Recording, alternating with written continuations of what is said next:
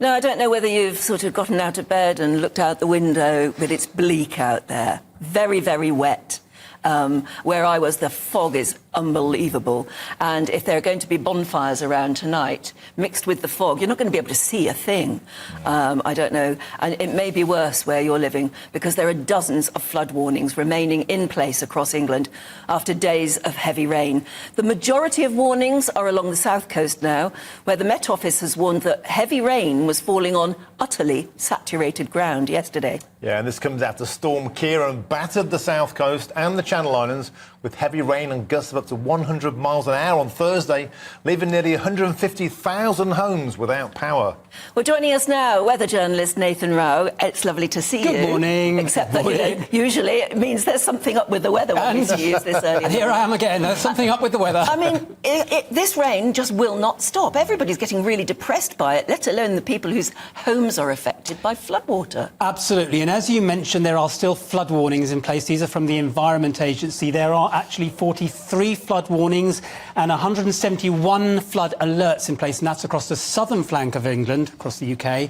Now, the good news is that Storm Ciaran, which has caused a lot of damage, has now passed. This system has now passed. The bad news is we are still in a very unsettled pattern of weather, and there's still more rain on the way. I mean, it's this business of the ground being utterly saturated. There's nowhere now for the water to go. Yes, and this is why these flood warnings are still in place, and I would anticipate these flood warnings will still be in place throughout the week, because we are going to get more rain, particularly in the west of the country, actually. After today has passed, the rain will move through, and it's coming in from the west.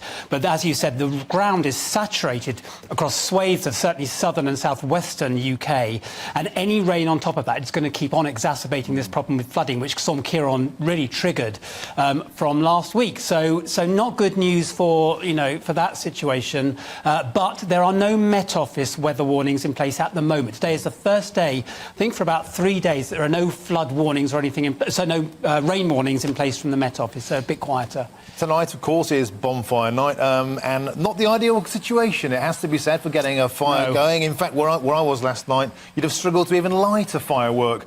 What's the picture across the UK looking like for rain tonight when it matters during the displays? Right. Throughout today, the rain is going to clear from the east, and it's going to be mainly the west. So if you're in the east of the country, that's Kent, London, East Anglia, all those sort of places down the eastern coast of the country and sort of central to east. So you take the East Midlands and go eastwards, You're probably going to be better off than if you are in the west, because the west is going to be pretty much in the firing line for more rain, really. Yeah, they are where the low, you know, the unsettled weather is coming in from, and that's where it's going to be. That said, we're in a generally unsettled pattern. I should mention, actually, in the west there could be thundery showers as well, so lots of bangs going off there.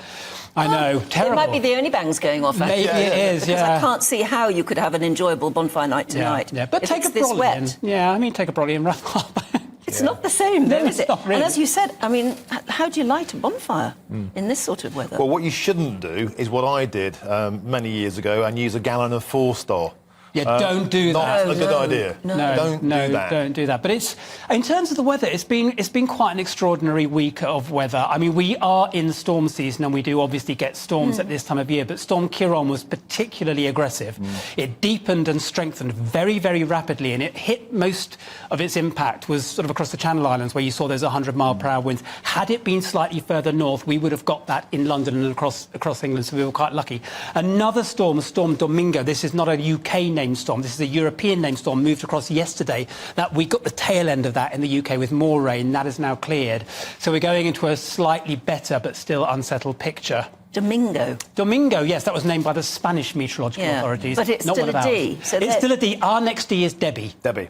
Yeah. Our next D is Debbie, so it's slightly confusing. There is no Debbie on the forecast at the moment. I was going to say, do you guys all coordinate as to how to name, or is it just coincidence that both Europe and Britain are on a D? Yeah, that was a coincidence. It's actually very interesting how the storm names work. So our storm systems are named by the Met Office and Met Ciaran, and it depends who gets it first, or who's likely to get it first, who grabs the name. Yeah. The Spanish storms are named separately from us, but if they do come close enough to us, sometimes we'll adopt that name. Yeah. It's all quite messy, but we're still on C and we're waiting for Debbie. There's no doubt to me that the weather's got worse since you started naming storms. Yeah. Yes. Isn't it? I think they just seem to be more. I suppose you just feel it more personally, maybe. Probably, yes.